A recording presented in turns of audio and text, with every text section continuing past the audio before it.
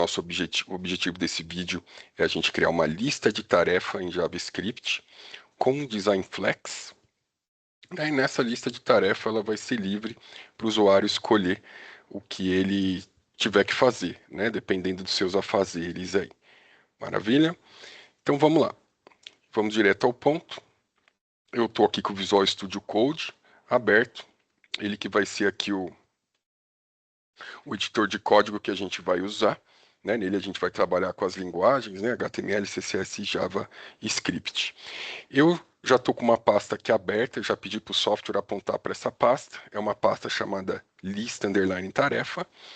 E aqui eu vou criar as subpastas para a gente começar a criar a nossa estrutura, né? Para a nossa listinha de tarefa. Então, maravilha, vamos lá. Aqui, quando eu passo o mouse, né, ele tem que ir para adicionar um arquivo novo, abrir uma nova pasta, aqui que é o nosso primeiro objetivo, né? Então a gente vai ter 3 pastas aí.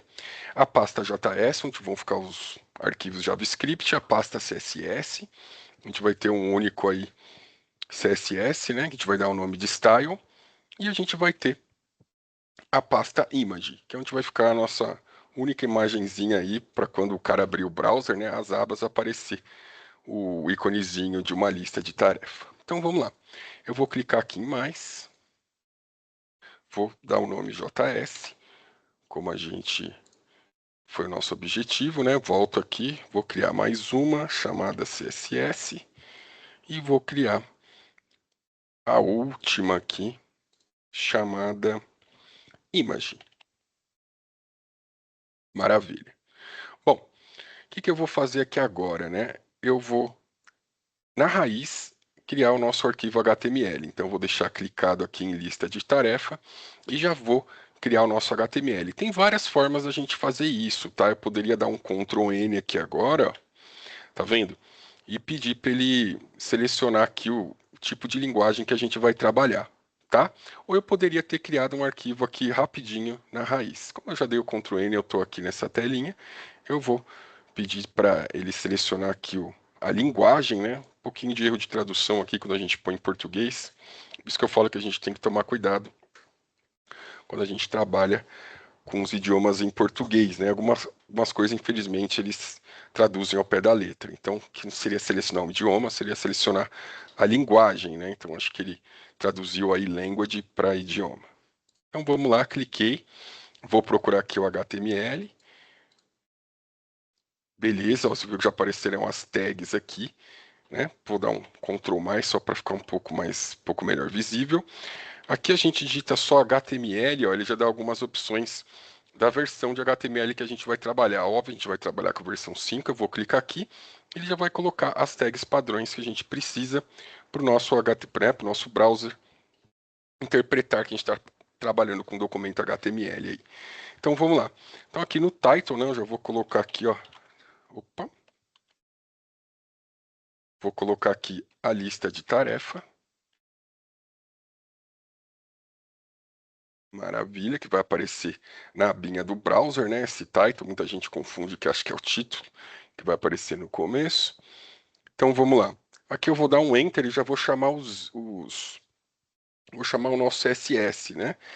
Então, opa.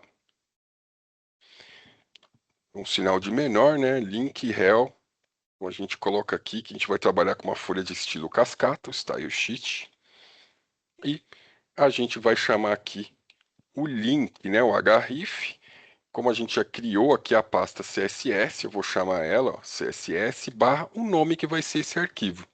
Eu vou dar o nome de style.css e vou fechar aqui com maior, tá?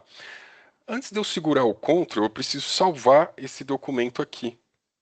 Ele ainda não está salvo, ó. Como eu dei o Ctrl N, né, e fui manualmente por aqui, não tem um arquivo index, né, o indexador aqui dentro da pasta lista tarefa. Então vou vir aqui em arquivo, salvar como. Ele já foi aqui para nossa pastinha, né? Vou dar um nome de index, sempre a homepage vai ter esse nome. Já está tipo HTML, salvar, maravilhoso. Então ele apareceu aqui, a gente vai naquela malandragem, né? Eu vou segurar o botão Ctrl da esquerda, ó. Reparem que ele vai aparecer aqui um indicador, o dedo indicador. A gente clica normal, ele vai dizer que não achou, né, esse link, né, esse arquivo CSS dentro da pasta CSS, perfeito, não achou mesmo, que a gente vai criar ele agora. Então, vou clicar em criar arquivo, ele aqui, ó. Maravilhoso. Sempre um teste rápido para eu ter a certeza que meu HTML está conversando com o CSS, né, antes de você sair programando. Eu sempre gosto de chamar aqui o body, um background color qualquer, esse aqua aqui, por exemplo, vou salvar, vou voltar aqui para o HTML, eu tenho alguns plugins, tá?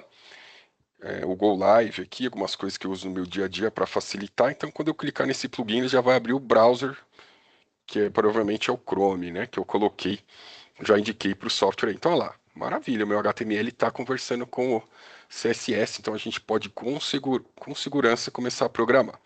Vou fechar aqui. Isso aqui a gente apaga, né? Que foi só para a gente fazer o teste para ver se os dois arquivos estão conversando. A gente sempre começa pela estrutura, né? Pela base, que é o HTML. Então eu vou deixar ele aqui, ó. Vou dar um Ctrl+, tá, pessoal? Para facilitar aí quem estiver assistindo. Eu vou recolher essa barra, porque a gente já entendeu que aqui são as pastas, aqui são arquivos. A gente vai ter um arquivo só HTML, né? E o CSS eles já estão aparecendo aqui para mim.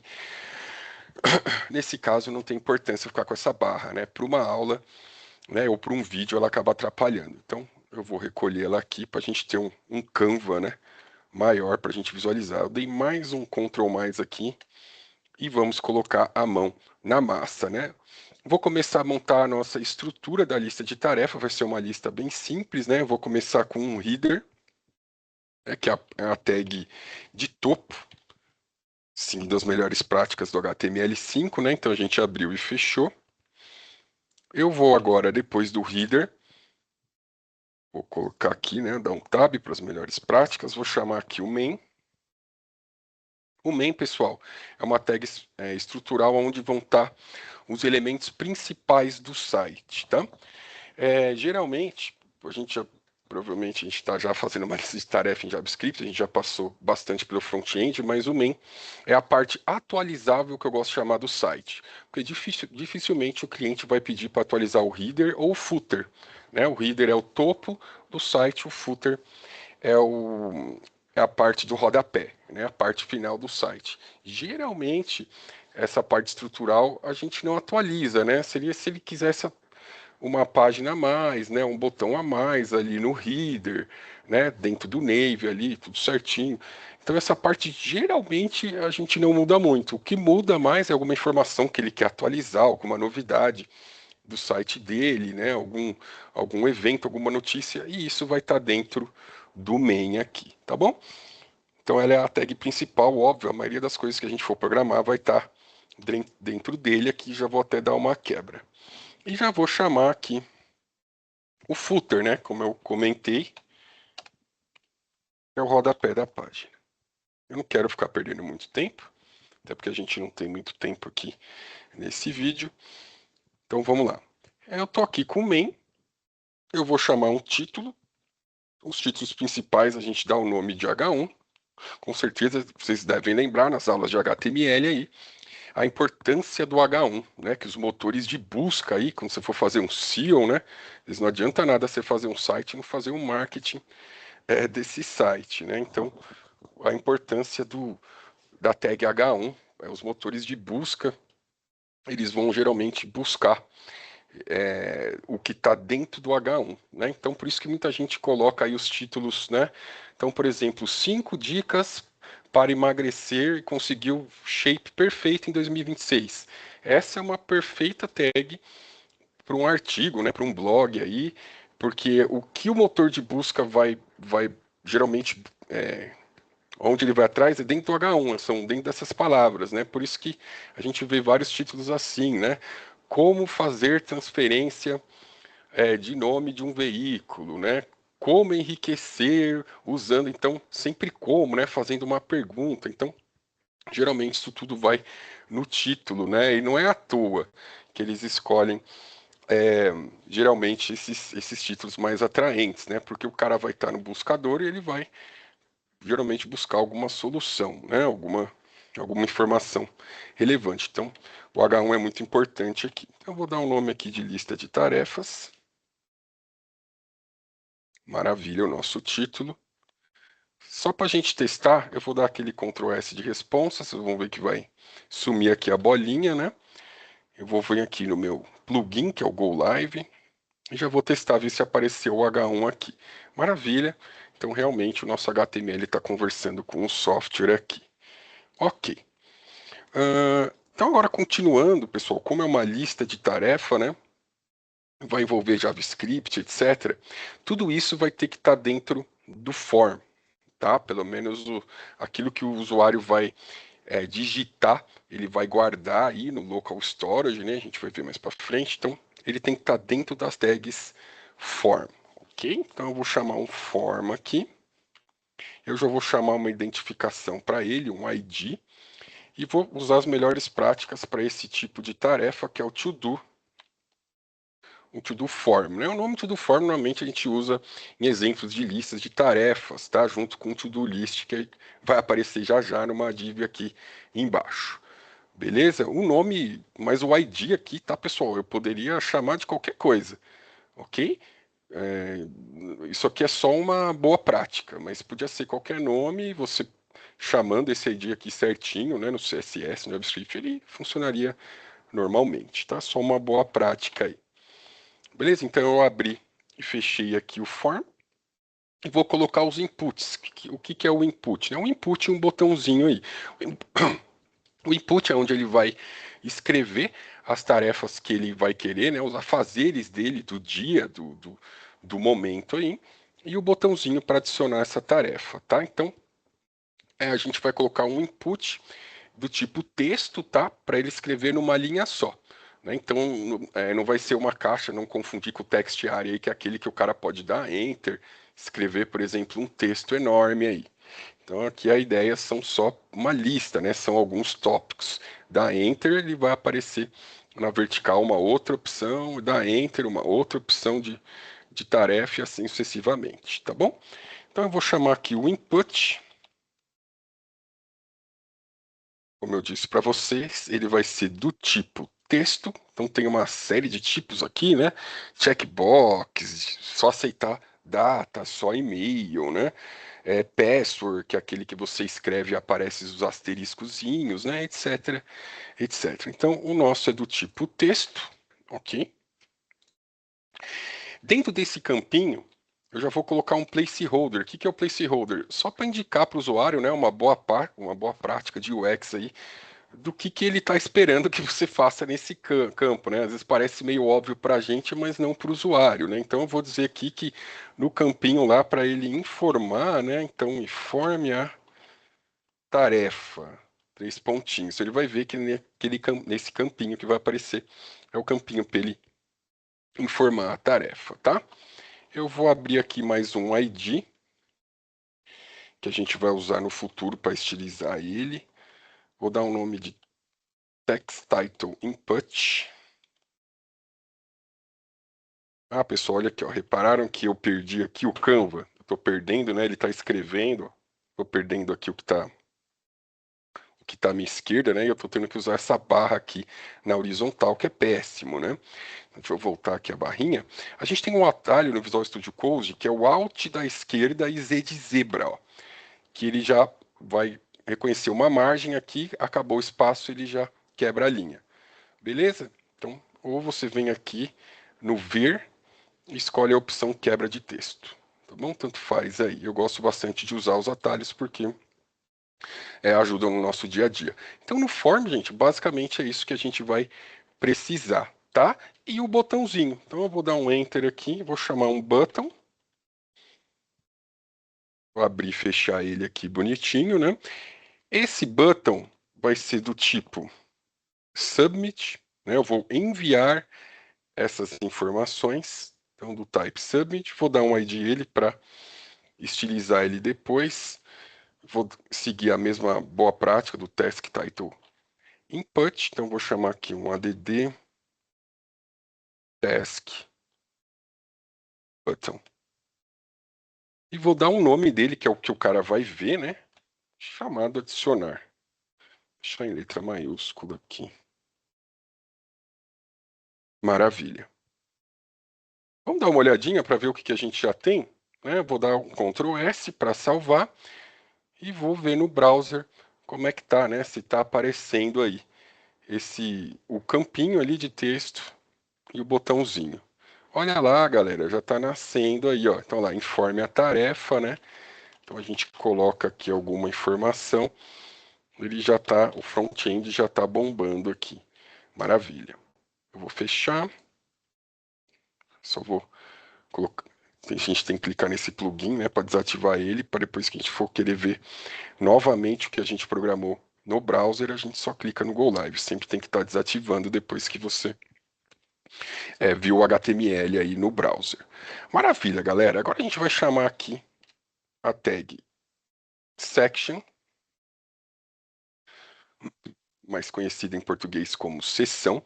A tag section é para a gente colocar uma informação que pode ter texto, pode ter imagem, pode ter script, pode ter vários elementos, diversos elementos. Né? É uma tag aí em que a gente pode falar o que a gente quiser, tá?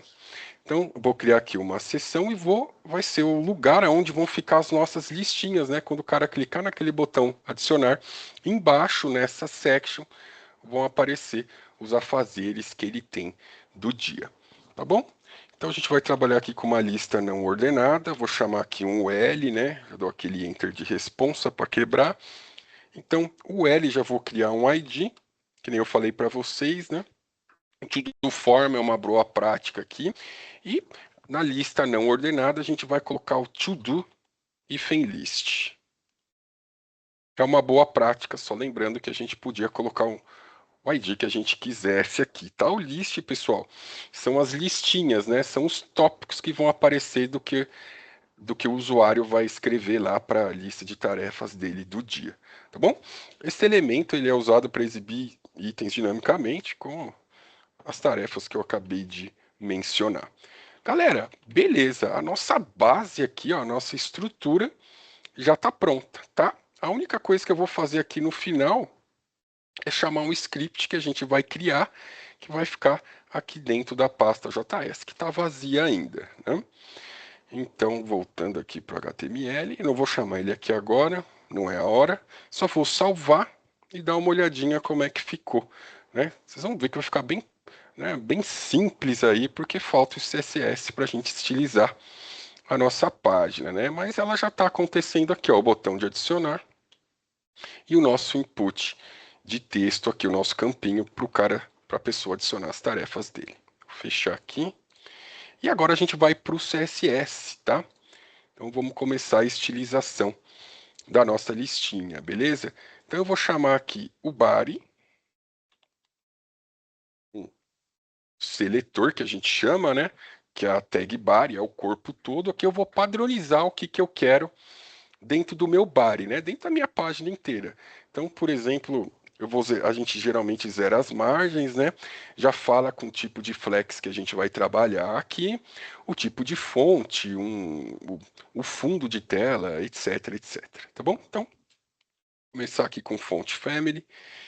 Para essa listinha aí ficar bonita, vou com essa família de fontes, Arial. Se não tiver Arial, entra uma Helvética. Se não tiver uma Helvética, uma fonte não serifada, né? Depois, né, nas aulas aí de tipografia, a gente explica quando trabalhar com uma fonte com serifa, né? Geralmente os cientistas tipográficos dizem aí que uma fonte serifada é aquela usada em grandes livros, né? Jornais de antigamente, revistas, né? Então o conteúdo da revista é todo serifado, porque eles dizem que aquelas serifas, que são as pontinhas das letras, né? Faz uma cada pontinha de uma letra faz quando o cara está lendo um texto muito grande num livro, por exemplo, uma coisa conecta a outra. Então, faz o cara ter uma leitura mais dinâmica, mais corrida, sem ele perder o foco, né? Isso que dizem os cientistas tipográficos, por isso que a gente usa fontes serifadas para textos muito longos, né? Agora, títulos, call to actions, né? Chamadas de impacto, aí a gente usa fontes sem serifa, aí que vai ser o nosso caso.